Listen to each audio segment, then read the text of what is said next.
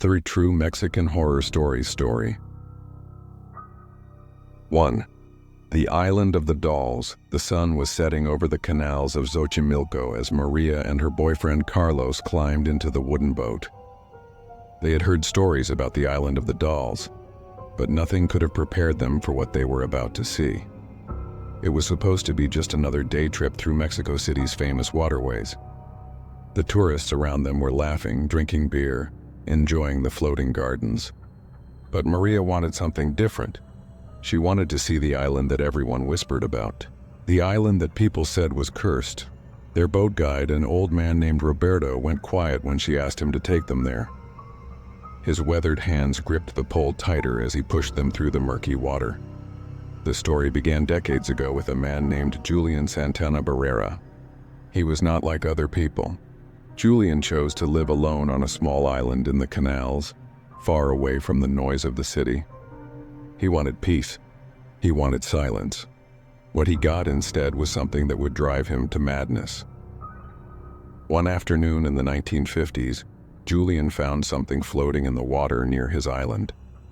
At first he thought it was just garbage drifting through the canal, but as it came closer, his blood ran cold. It was the body of a young girl. She was face down in the water, her dark hair spread around her like seaweed. Her small body was lifeless. Julian pulled her from the water, but it was too late. She was already dead. Nobody knew who she was. Nobody came looking for her. The little girl was buried quietly, and Julian tried to forget what he had seen, but the dead do not forget. That very night, Julian woke up to the sound of crying. It was a child's voice, high and desperate, calling out from somewhere in the darkness. He searched his small house but found nothing. The crying continued night after night. Sometimes it came from the water. Sometimes it seemed to come from inside the walls. Julian began to lose sleep. His eyes grew hollow. His hands shook. The crying was driving him insane. Then one day, floating in the same spot where he had found the dead girl, Julian discovered a doll. Its plastic face stared up at him from the water. The paint on its cheeks was faded. One of its eyes was missing. Without thinking, Julian grabbed it and hung it from a tree branch near his house. That night, for the first time in weeks, the crying stopped. Julian thought he had found peace, but he was wrong. The silence lasted only 3 days. On the 4th night, the crying returned louder than before. This time it sounded angry. Julian knew what he had to do. He began collecting dolls from anywhere he could find them. He pulled them from the trash. He fished them out of the canals. He traded his vegetables for old dolls from people who visited the island. One by one, he hung them from the trees. He tied them to fence posts. He nailed them to the walls of his house. The island began to transform into something nightmarish. Hundreds of dolls hung everywhere, their plastic faces weathered by sun and rain. Some were missing limbs. Others had cracked heads with empty eye sockets. They swayed in the wind like bodies hanging from a gallows. But still, Julian heard the crying. Nothing he did was enough. Years passed and Julian became known as the Crazy Doll Man. People started visiting his island, bringing him more dolls. They thought it was just an odd hobby. They did not understand that Julian was trying to calm an angry spirit that would not rest. Julian told visitors that the dolls were alive. He said they moved when no one was watching. He claimed their eyes followed him around the island. At night, he said, they whispered to each other in voices too quiet for normal ears to hear. People laughed at him. They thought the isolation had made him lose his mind. But Julian insisted he was telling the truth. The girl's spirit had possessed the dolls. She was watching him through their plastic eyes. She was waiting. On April 17, 2001, Julian's nephew came to visit the island. He found his uncle floating face down in the canal, in the exact same spot where Julian had found the dead girl 50 years earlier. The official cause of death was drowning, but those who knew Julian believed something else had happened. The spirit had finally claimed him. Now, as Maria and Carlos approached the island in their boat, they could see what Julian had created. The trees were covered with dolls. Thousands of them. Their heads hung at strange angles. Their arms reached out like they were trying to grab something. The wind made them turn slowly on their strings, creating a terrible creaking sound. Roberto refused to go any closer. "This is as far as I take you," he said. "You want to see more, you walk. But I am telling you now, you should not go to that island, especially not when the sun is going down." Carlos laughed. "Come on, it is just old dolls. There is nothing to be afraid of." But Maria felt something was wrong. The air around the island felt heavy, like something was pressing down on her chest. The temperature had dropped even though it was still summer. She wanted to tell Carlos they should leave, but she did not want him to think she was scared. They climbed onto the island just as the last light was fading from the sky.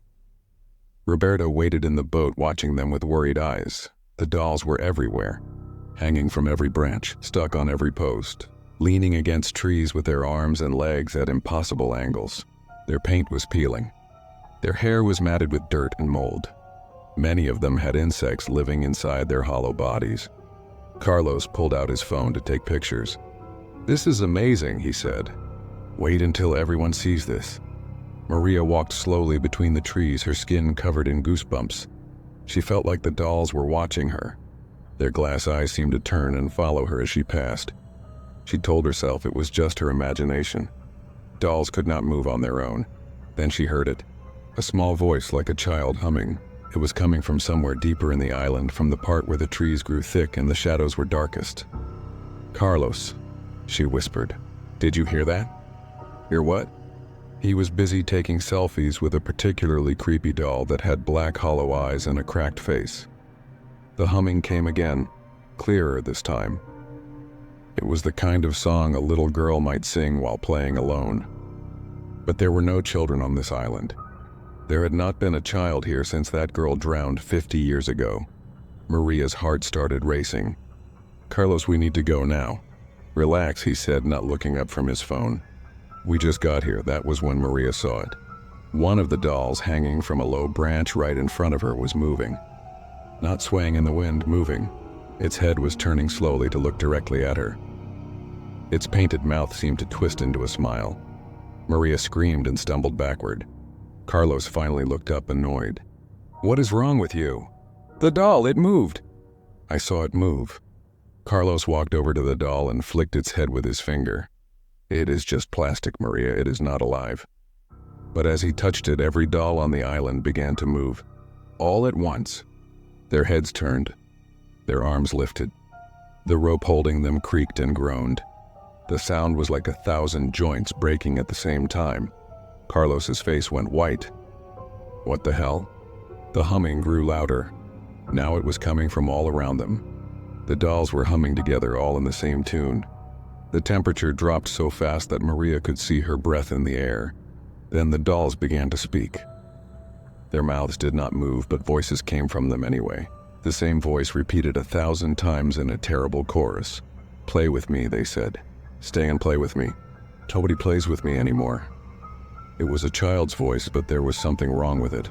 Something old and angry and full of hate. Carlos grabbed Maria's hand and they ran. The dolls swayed violently on their strings, reaching out as they passed. Maria felt plastic fingers brush against her hair. She heard laughter behind them, high and cruel. They crashed through the trees toward the boat. Behind them, the dolls were moving more violently now, thrashing on their strings like they were trying to break free. Some of the ropes snapped. Dolls fell to the ground and kept moving, crawling after them with jerky, unnatural movements. Roberto saw them coming and started the boat's motor. "Get in, hurry!" They jumped into the boat just as dozens of dolls came rolling and crawling out of the trees toward the water. Roberto pushed away from the shore as fast as he could. As they sped away, Maria looked back at the island. Standing at the water's edge was a little girl. She was wearing a wet, old-fashioned dress. Her hair hung in dripping tangles around her pale face. She raised one small hand and waved at them. Then she smiled, and Maria saw that her teeth were too sharp, like broken glass. The girl turned and walked back into the trees. The dolls followed her, dragging themselves across the ground and disappearing into the shadows. Maria and Carlos did not speak the whole way back to the dock. When they finally reached the safety of the shore, Maria deleted all the pictures from her phone. She never wanted to see that place again, but sometimes late at night she still hears humming. The same tune the dolls were singing, and when she looks at her reflection in the mirror, Just for a second, she sees plastic eyes staring back at her. She sees a painted smile that does not belong on her face. The island took something from her that night, a small piece of her soul, and she knows that one day she will have to go back, because the girl is still waiting. The girl is always waiting, and she never lets go of the people who visit her island. Story 2. La Planchada. The ghostly nurse hospital Juarez in Mexico City has been standing since 1847. Its old stone walls have seen more death than anyone can count. Doctors and nurses walk its long corridors every day, saving lives and watching others slip away. But everyone who works there knows about the nurse who never left. The nurse who still walks the halls at night looking for patients to care for. The nurse they call La Planchada.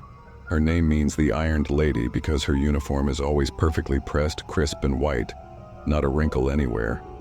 But La Planchada died almost 100 years ago. She should not be here, yet night after night she appears. The story began during the early 1900s, during a bloody time in Mexico's history called the Cristero War. The hospital was overwhelmed with wounded soldiers. Blood stained the floors. The air stunk of death and infection. Nurses worked until they collapsed from exhaustion. One of these nurses was named Eulalia. She was beautiful and dedicated to her work. Every morning she arrived at the hospital with her uniform perfectly ironed and starched. Even during the chaos of war, she took pride in her appearance. The doctors respected her. The patients loved her. She was everything a nurse should be. Then Eulalia fell in love with one of the doctors. His name was Manuel. He was handsome and smart, and he treated Eulalia like she was the most important person in the world. After months of secret meetings in empty hospital rooms and walks through the garden during breaks, Manuel asked Eulalia to marry him. She said yes immediately. Finally, after years of death and suffering, she had something beautiful to look forward to. They planned the wedding for after the war ended. Manuel had to travel to another city for an important medical conference. It will only be a week, he promised her. When I come back, we will start planning everything. Our life together will be perfect. Eulalia waited for him. She counted the days. She bought fabric for her wedding dress. She told the other nurses about her plans. They were happy for her. Everyone knew Eulalia deserved something good after all the darkness she had witnessed. But Manuel never came back. At first, Eulalia thought he was delayed. Medical conferences sometimes ran long. Then she thought maybe his train had been attacked by rebels. The war was still dangerous. Soldiers disappeared all the time. But then one of the other doctors told her the truth. He had seen Manuel in the other city. Manuel was not alone. He was with another woman, a woman from a rich family. They were married. Manuel had married someone else. Eulalia did not scream. She did not cry. She simply stopped smiling. She kept working, kept taking care of patients, but something inside her had broken. Her perfectly ironed uniform began to wrinkle. Her hair became messy. Dark circles appeared under her eyes. She stopped eating. She stopped sleeping. The other nurses tried to help her, but Eulalia pushed them away. She would not talk about Manuel. She would not talk about anything. She just worked and worked and worked until her hands shook and her eyes were empty. Then one night, Eulalia did not show up for her shift. The head nurse went to her small apartment near the hospital. The door was locked. She knocked and called Eulalia's name. No answer. She got the landlord to open the door. They found Eulalia lying on her bed, still wearing her nurse uniform. She was dead. The doctor said her heart had simply stopped. But everyone knew the truth. Eulalia had died of a broken heart. She had died because the man she loved had betrayed her. They buried her in a quiet cemetery outside the city. The other nurses attended the funeral. They cried for their friend who had lost everything, but that was not the end of Eulalia's story. 3 days after the funeral, a patient in Hospital Juarez woke up in the middle of the night. The ward was dark except for a few dim lamps. He needed water, so he rang the bell for the nurse. A woman appeared at the end of the hallway. She was wearing an old-fashioned nurse uniform, perfectly white and crisp without a single wrinkle. She walked toward him with a gentle smile. She brought him water and adjusted his pillows. Her hands were cold when she touched his forehead, but her voice was kind. "Rest now," she told him. "Everything will be fine." The next morning, the patient told his regular nurse about the kind woman who had helped him during the night. But when he described her, the nurse's face went pale. "What did she look like?" the nurse asked. "She was pretty," the patient said. "Maybe 30 years old, dark hair. And her uniform was so clean and white, like it had just been ironed." The nurse made the sign of the cross. She knew exactly who the patient had seen. It was Eulalia, La Planchada. The dead nurse had returned. After that, the sightings became more frequent. Patients would wake up to find a nurse in an old-fashioned uniform standing by their beds. She would check their vitals, give them water, fix their blankets. She never spoke except to tell them to rest. And her uniform was always perfectly ironed, glowing white in the darkness. Some patients said she saved their lives. They were dying, drifting away into darkness, and then La Planchada appeared. She stayed with them through the night, and by morning they felt better. The doctors could not explain their recovery, but the patients knew. The ghost nurse had healed them, but other patients were not so lucky. When La Planchada appeared to them, they knew it meant death was coming. She would sit by their bed all night, watching them with sad eyes. By morning they would be gone. The living nurses learned to recognize the signs. If a patient said a nurse in white had visited them during the night shift, and no one had been assigned to that ward, they knew La Planchada had been there. They would check the patient extra carefully. Sometimes the patient recovered. Sometimes they died within days. The hospital tried to keep it quiet. They did not want people to know their hospital was haunted, but everyone who worked there knew the truth. La Planchada was real. A young nurse named Rosa learned this the hard way. She had just started working at Hospital Juarez. She was on the night shift, walking through the empty corridors after checking on her patients. The hospital was always creepy at night. Long hallways lit by flickering fluorescent lights. Doors that opened to dark rooms. The sound of machines beeping from all directions. Rosa was heading to the supply closet when she saw someone at the end of the hallway. Another nurse standing perfectly still, facing away from her. Rosa could see the white uniform glowing in the dim light. "Excuse me," Rosa called out. "Do you need help with something?" The figure did not move. Rosa walked closer. As she got nearer, she noticed something strange. The uniform was old-fashioned, not like the modern scrubs they wore now. This was the kind of uniform nurses wore decades ago. Long dress, white cap, and it was perfectly pressed without a single wrinkle. "Hello?" Rosa's voice was shaking now. The figure turned around. Rosa's scream echoed through the empty hallway. The woman's face was pale, almost blue, like a corpse. Her eyes were completely black, no white at all. She smiled at Rosa, but it was not a friendly smile. It was the smile of someone who knows your secrets, someone who knows when you are going to die. La Planchada took a step toward Rosa. The temperature dropped so fast that Rosa could see her breath. The fluorescent lights began to flicker and buzz. Rosa ran. She did not care about being professional. She did not care about anything except getting away from that thing in the nurse uniform. She could hear footsteps behind her, steady and calm, getting closer. Rosa burst through the doors to the main ward where other nurses were working. She turned around, gasping for breath. The hallway behind her was empty. La Planchada had vanished. The other nurses looked at Rosa with knowing eyes. "You saw her, did not you?" one of them said. "La Planchada?" Rosa could only nod. She was shaking so badly she could barely stand. "Do not worry," the older nurse said. "She only kills patients. She does not hurt the staff. Usually." That word, usually, kept Rosa awake for weeks. But the strangest part of the story is that La Planchada does not just appear in Hospital Juarez. She has been seen in hospitals all over Mexico, in Guadalajara, in Culiacan, in Monterrey, always wearing the same perfectly pressed white uniform. Always appearing to patients who are very sick or about to die. Some people say that Eulalia cannot rest until she finishes caring for her patients. She died while still on duty and her spirit refuses to leave. She is trapped in an endless cycle of caring for the sick, looking for Manuel in every dying man's face, hoping that one day he will return and beg for her forgiveness. Others say that La Planchada is not trying to heal people at all. They say her spirit is angry. She was betrayed and abandoned, and now she appears to dying patients to mock them. She shows them that death is coming, and there is nothing anyone can do to stop it. There is a rule among hospital staff in Mexico. If a patient tells you that a nurse in white visited them during the night, and no one was assigned to their room, you write it down in the records. You note the time, you note what the patient says the nurse did, and you pray that La Planchada was there to heal, not to judge. Because if she sits by a patient's bed all night, watching them with those black eyes, never speaking, just waiting, that patient will be dead by morning. Every single time. The strange thing is that La Planchada has been appearing more and more frequently in recent years. Some nurses say it is because hospitals are busier now. More people are dying.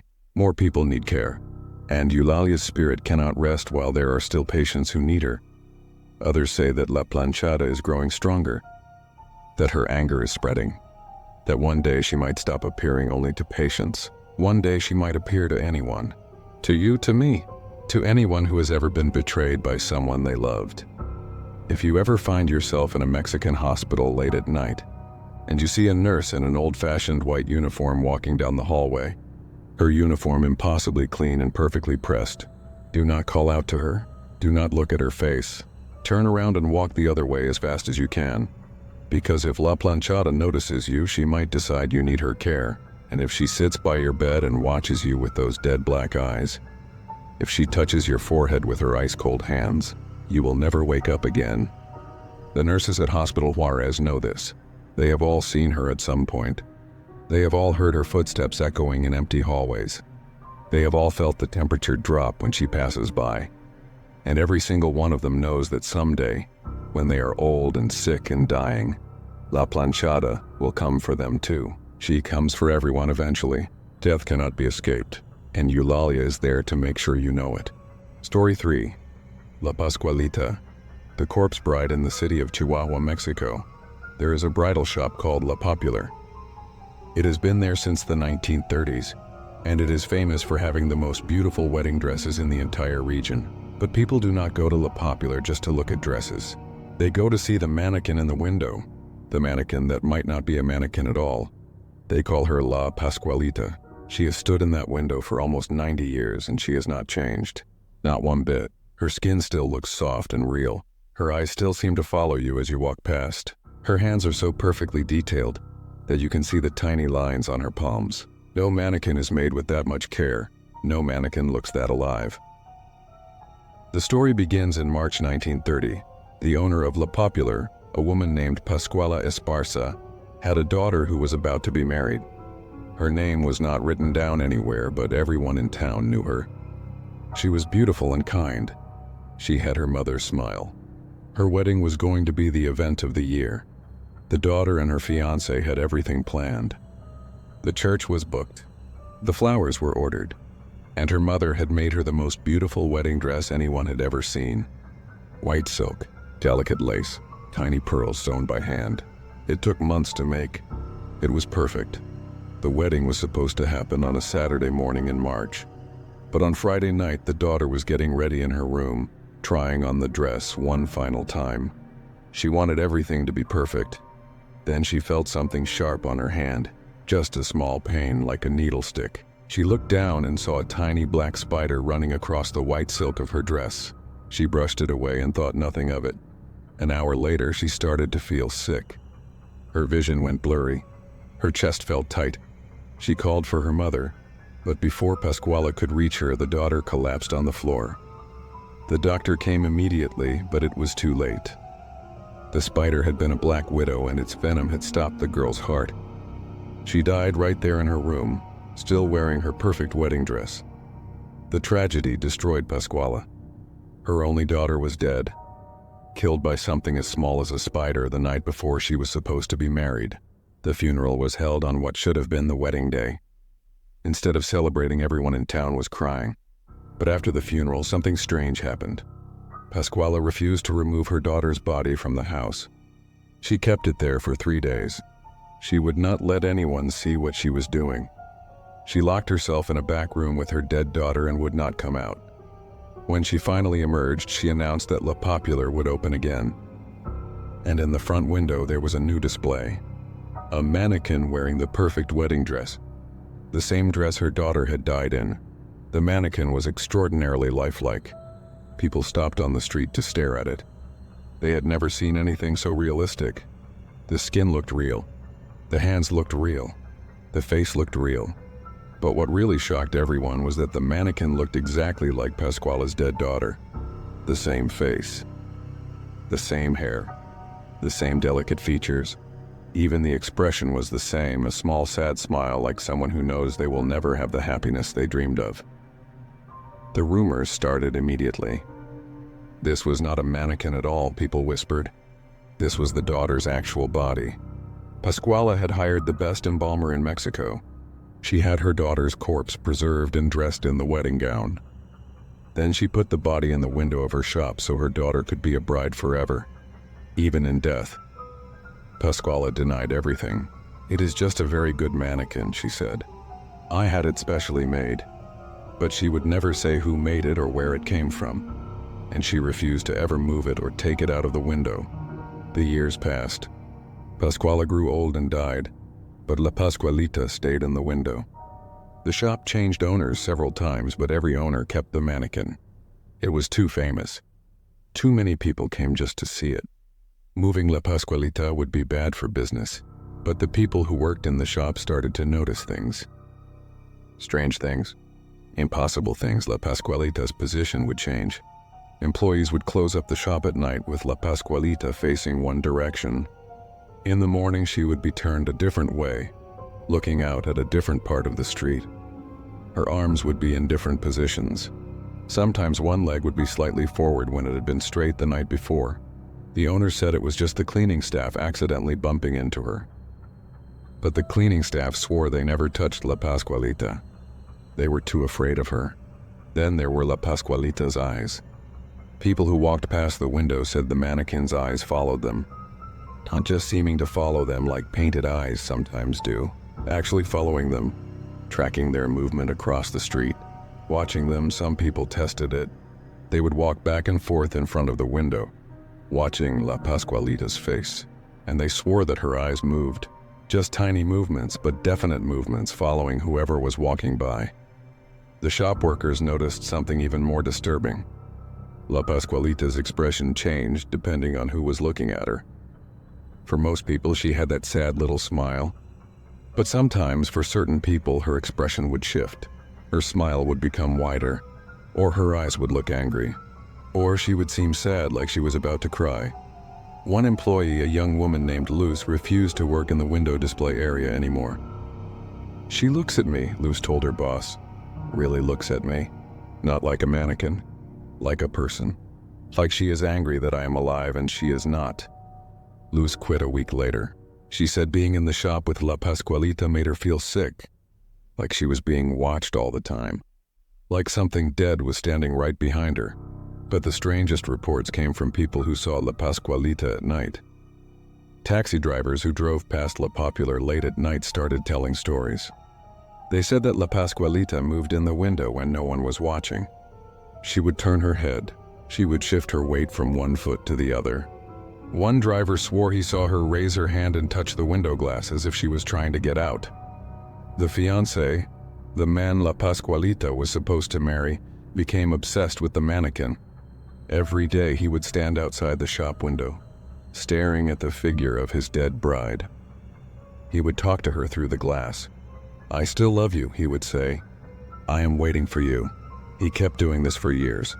Even after he was old and gray, he would come to stand outside La Popular, looking at the mannequin that never aged, never changed, never died any more than she already had. One night, the store's security cameras caught something that made everyone stop and stare.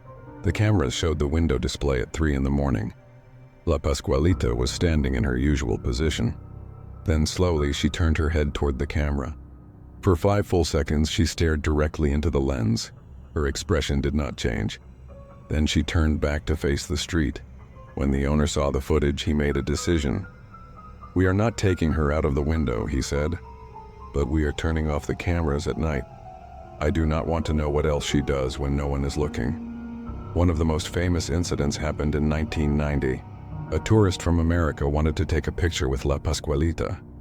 The shop owner agreed to let her come inside after hours. The tourist posed next to the mannequin, smiling for the camera. When they developed the film, there was something wrong with the photo. The tourist was there, smiling. But La Pascualita was not looking at the camera like she did for everyone else.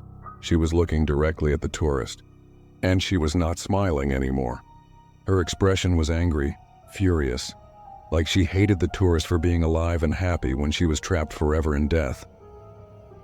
The tourist threw the picture away. She said she had nightmares about it for months. In her dreams, La Pascualita would step down from her platform and walk toward her, still wearing that white dress, her face twisted in rage. Several psychics and paranormal investigators have studied La Pascualita over the years. They all agree that something supernatural is happening. Some say the mannequin is definitely a preserved corpse. Others say it is just a mannequin, but it has been possessed by the spirit of Pascuala's daughter. Her soul cannot rest because she died before she could get married. She is trapped in that white dress forever. The shop workers have rules about La Pascualita. Do not make eye contact with her. Do not speak to her.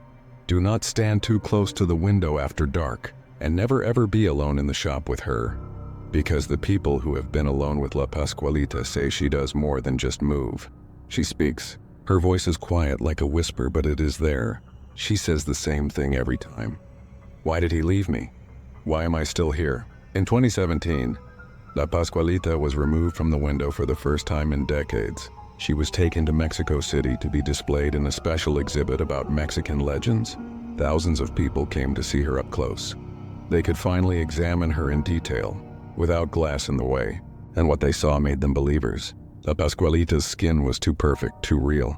Her hands had veins you could see under the surface. Her eyes had tiny red blood vessels.